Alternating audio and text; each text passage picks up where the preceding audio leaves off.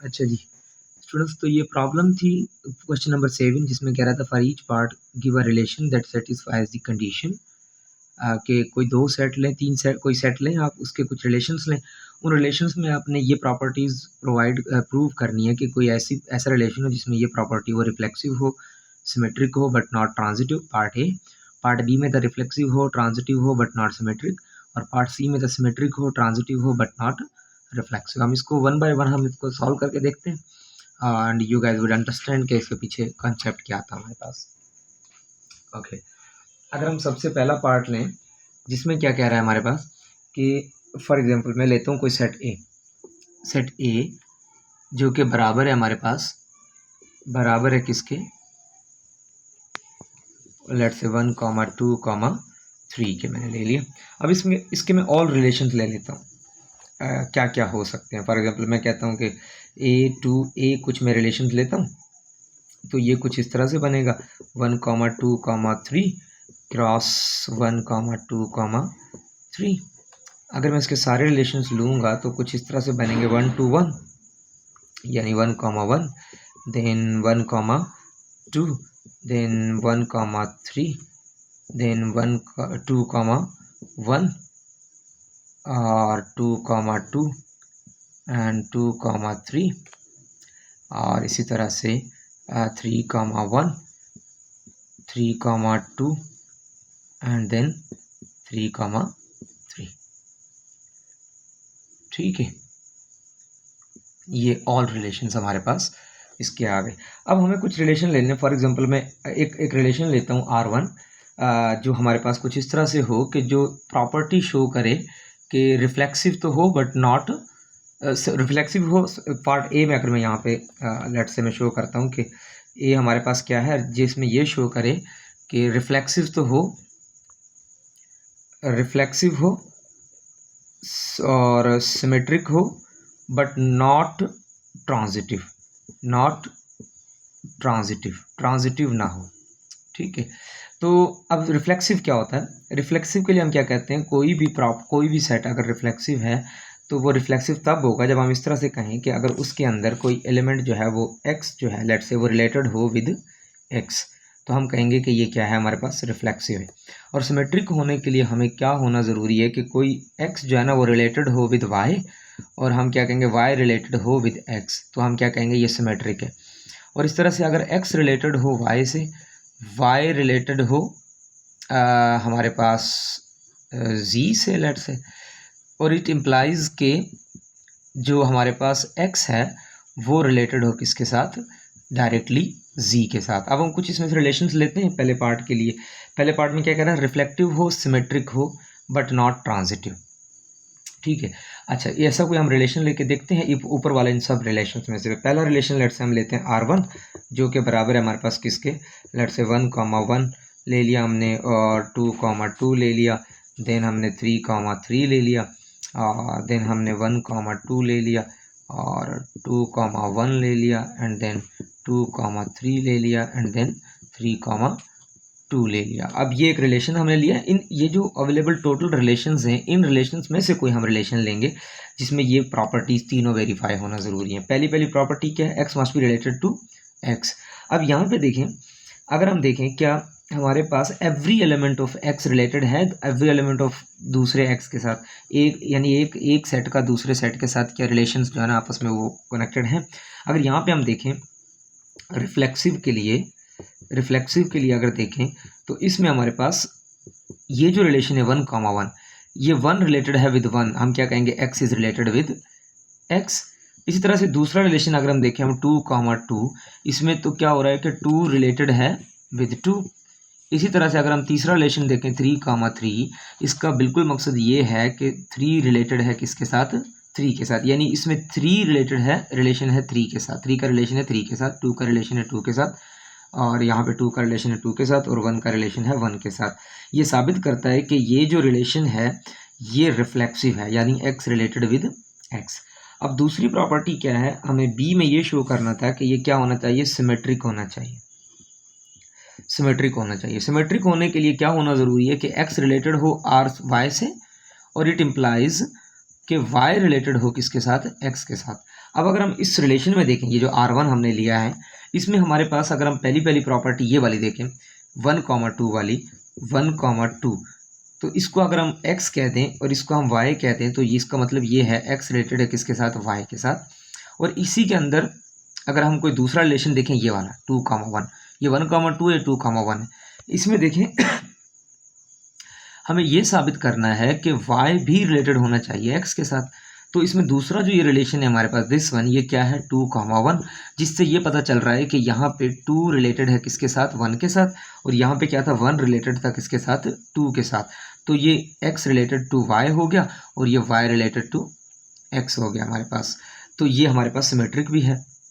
अच्छा, इस तरह से अगर इसकी हम प्रॉपर्टी देखें, इसी की जो तीसरी प्रॉपर्टी थी सिमेट्रिक हमारे पास, और तीसरा एक तो हमने रिफ्लेक्सिव शो करना था, सिमेट्रिक शो करना था। अब तीसरी जो प्रॉपर्टी हमारे पास वो ये है कि ये ट्रांजिटिव ना हो, यानी नॉट अ ट्रांजिटिव, ट्रांजिटिव ना हो हमारे पास। और ट्रांजिटिव ना होने के लिए क्या होना ज़रूरी है कि x तो रिलेटेड हो, यानी x रिलेटेड होना चाहिए y के और y रिलेटेड होना चाहिए z के, देन x रिलेटेड होना चाहिए विद z। अब यहाँ पे देखें, अगर हम लेट से मैं कोई भी दो ले लेता हूँ, यहाँ पे अगर हम इसको ले लें, 1 रिलेटेड है किसके साथ, लेट से मैं कहता हूँ कि जी 1 इज़ रिलेटेड विद 1,2 ले लेते हैं। 1,2 का मतलब ये है कि x जो है वो रिलेटेड है किसके साथ, y के साथ। और दूसरा अगर हम ले लें ये 2,3, यानी 2,3, इसमें क्या है 2 रिलेटेड है विद 3। एक और रिलेशन हमारा ऐसा होना चाहिए जिसमें 1 डायरेक्टली 1,3 का होना ज़रूरी है। लेकिन यहाँ पे देखें आप, क्या इसमें कोई भी 1,3 है, इसमें कोई भी हमारे पास 1,3 नहीं है। इसका मतलब ये है कि ये ट्रांजिटिव नहीं है, क्योंकि हमारे पास x is not related to z। इसमें x रिलेटेड टू y भी है और y रिलेटेड टू x भी है, but x not related to z है। यानी x, ये मैंने कुछ इस तरह से लिखा है, यानी रिलेशन बना के इसको मैंने काट दिया है ताकि ये शो करे कि x का और z का आपस में इसमें रिलेशन नहीं है। तो ये तो आपके पास क्या था, पार्ट ए था इस क्वेश्चन का, जिसमें हमें ये शो करना था कि कोई ऐसा रिलेशन लें जो रिफ्लेक्सिव हो और सिमेट्रिक हो बट नॉट ट्रांजिटिव हो। ठीक है जी, अब हम इसका दूसरा पोर्शन लेते हैं जिसमें हम ये साबित करेंगे कि ओके जी, अब हम इसका पार्ट बी जो है क्वेश्चन का, अगर हम यहाँ पे देखें, ये जो पार्ट बी था हमारे पास, इसमें हमने ये शो करना था कि ऐसा सेट लें, ऐसा कोई रिलेशन लें जो रिफ्लेक्सिव भी हो, ट्रांजिटिव हो बट नॉट सिमेट्रिक हो। अब हम ये देखते हैं कि इस रिलेशन में से हम किस तरह से कोई रिलेशन बना सकते हैं जो कि ये शो करे कि रिफ्लेक्सिव हो, ट्रांजिटिव हो बट सिमेट्रिक ना हो। उसमें क्या देखना था, reflexive symmetric but not transitive. इसमें हमने reflexive transitive but not symmetric.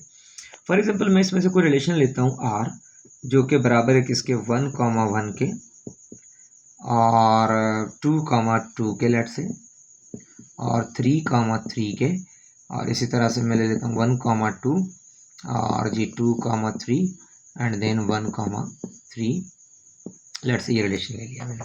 अब रिफ्लेक्सिव की अगर बात करें, रिफ्लेक्सिव में हमने क्या शो करना होता है कि x अगर रिलेटेड है y के और y रिलेट, तो सॉरी ये y नहीं होगा बल्कि हम इस तरह से कहेंगे, यानी every member of x is related to the every member of another set but it is must be, both must be same.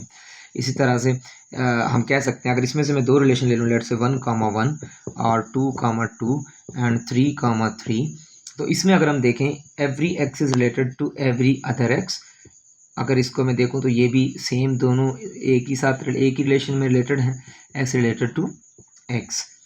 ठीक है, तो हम क्या कहेंगे, इट इज़ अ रिफ्लेक्सिव। तो रिफ्लेक्सिव प्रॉपर्टी तो साबित हो गई। दूसरी प्रॉपर्टी हमने क्या साबित करनी है कि इट मस्ट बी ट्रांजिटिव, इसका ट्रांजिटिव होना ज़रूरी है। ट्रांजिटिव के लिए क्या ज़रूरी था, हमने पढ़ा था x must be related to y and y must be related to z। It implies that x must be related to z। ठीक है, ट्रांजिटिव के लिए ये होना ज़रूरी है। अब देखते हैं हम ये जो रिलेशन हमने चूज़ किया है क्या इसमें ये प्रॉपर्टी है। फॉर एग्जांपल मैं रिफ्लेक्सिव तो वेरीफाई हो गया, ये ले लेता हूँ x रिलेटेड टू y, यानी मैं ले लेता हूँ 1,2। क्या 1,2 को हम कह सकते हैं x रिलेटेड टू y। इसमें दूसरा मैं ले लेता हूँ लेट से 2,3, इसको मैं कह सकता हूँ क्योंकि ये 1, ये x है, ये y है, तो ये y हो जाएगा, ये z हो जाएगा। तो हम क्या कहेंगे, 2 ये क्या बन जाएगा हमारे पास 1 रिलेटेड टू 2, तो ये क्या बन जाएगा, यानी y रिलेटेड टू z, यानी 2 रिलेटेड टू 3। अब हमें कोई ऐसा सेट चाहिए जिसमें x जो है वो डायरेक्टली अप्रोच करे किसको, z को, यानी 1 रिलेटेड टू 3 होना चाहिए। और हम देखें क्या यहाँ पे कोई 1, 3 है हमारे पास, 1, 1 2, 2, 3, 3, 1, 2, 2, 3 एंड 1, 3। यस, हम डायरेक्टली x से 3 को रीच कर पा रहे हैं। 1 से 2 को रीच किया, 2 से 3 को रीच किया, और डायरेक्टली हम 1 से 3 को रीच कर सकते हैं। तो हम क्या कहेंगे, इट्स अ ट्रांजिटिव ऑल्सो। तो यानी ये दूसरी प्रॉपर्टी भी साबित हो गई। अब तीसरी प्रॉपर्टी क्या थी हमारे पास, कि show that it is not symmetric. Not symmetric, not symmetric. अब नॉट सिमेट्रिक के लिए क्या होता है, सिमेट्रिक के लिए हमने क्या कहा था, x must be related to y in such a way that y also related to x। यानी हमें कोई ऐसे दो सेट्स चाहिए जिसमें यानी अगर for example a comma b हो तो दूसरा क्या होना चाहिए, b कॉमा a। अब देखेंगे क्या कोई इसमें है कोई ऐसा सेट, अगर 1, 1 लें तो कोई दूसरा 2, 2, 3, 3। यहाँ पे देखें 1, 2 है तो हमें कोई 2, 3, 2, 1 भी चाहिए था। लेट से मैं ये ले लेता हूँ 1, 2। इसमें हम, इसका मतलब ये है कि x रिलेटेड टू y। दूसरा हमें चाहिए क्या, 2, 1, यानी y रिलेटेड टू x। क्या इसमें कोई हमारे पास 2, 1 है इस रिलेशन में? ये तो ऑल रिलेशन है हमारे पास, इनके अलावा जो हमने ये रिलेशन चूज किया दिस वन इस प्रॉब्लम के लिए, तो इसके अंदर कोई भी हमारे पास 1, 2, 1 नहीं है, बल्कि 1, 2 मौजूद है। 2, 1 इन चारों, इन सब के सब 6 सेट्स में, 6 रिलेशंस में नहीं है। तो हम क्या कहेंगे, this is reflexive yes, this is transitive yes, but not symmetric. तो ये वाला पार्ट भी हमारा, बी पार्ट भी कंप्लीट हो गया। ठीक है जी, ओके जी। अब तीसरी अगर हम इसके क्वेश्चन की बात करें तो क्वेश्चन नंबर 7 का पार्ट नंबर सी जो था वो कह रहा था सिमेट्रिक हो, ट्रांजिटिव हो बट नॉट रिफ्लेक्सिव। सिमेट्रिक हो, ट्रांजिटिव हो बट नॉट रिफ्लेक्सिव। अब इसकी देख लेते हैं, हम कोई एक ऐसा सेट लेते हैं जिसमें ये साबित हो गया कि it is symmetric but not reflexive. अच्छा जी, अब अगर हम एक रिलेशन ले लें, इन्हीं रिलेशंस में से, ये जो सारे हमारे पास रिलेशंस बने हैं, तकरीबन 9 के करीब रिलेशंस बने, क्योंकि 3 रिलेशंस इसके और 3 रिलेशंस इसके।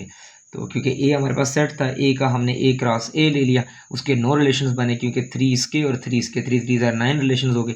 इन 9 रिलेशंस के अंदर से हमने कोई एक ऐसा बड़ा रिलेशन बनाना है जो कि क्या शो करे, हमारे पास symmetric and transitive but not reflexive. मैं एक रिलेशन ले लेता हूँ, लेट्स से 2,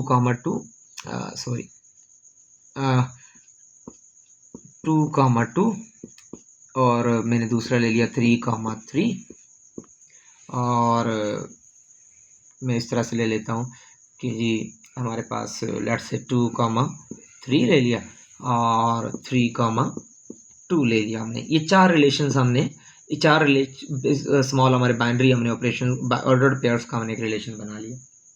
ये सारे ऑर्डर पेयर्स थे हमारे पास। अब इसमें से हमने सबसे पहले क्या शो करना है कि नंबर 1 पे कि it must be symmetric. Symmetric होना ज़रूरी है। सिमेट्रिक का मतलब ये है कि सिमेट्रिक हम किसको कहते हैं कि अगर x रिलेटेड हो y से, इट इम्प्लाइज दैट y भी रिलेटेड होना चाहिए x के। यानी कि अगर a, b है तो कोई दूसरा इसमें से ऐसा ढूंढ लें जिसमें b, a होना चाहिए। मैं ले लेता हूँ लेट्स से 2, 3। इसमें अगर मैं देखूँ तो मेरे पास 2, 3 मौजूद है, तो क्या दूसरा 3, 2 भी मौजूद है? यस, 3, 2 भी मौजूद है। तो हम क्या कहेंगे, दिस रिलेशन इज सिमेट्रिक। दूसरा हमने क्या शो करना था कि इट इज़ ट्रांजिटिव। ट्रांजिटिव के लिए हम क्या देखते हैं कि x रिलेटेड होना चाहिए y के, y रिलेटेड होना चाहिए z के, और इसी तरह से x रिलेटेड होना चाहिए x रिलेटेड होना चाहिए डायरेक्टली z के। इसका मकसद ये है कि अगर x से मैं y पे पहुंच सकता हूं तो मैं y से डायरेक्टली मैं z पे पहुंच सकता हूं। अगर x से y पे पहुंच के y से z पे पहुंच सकते हैं तो क्या मैं डायरेक्टली x से z पे पहुंच सकता हूं?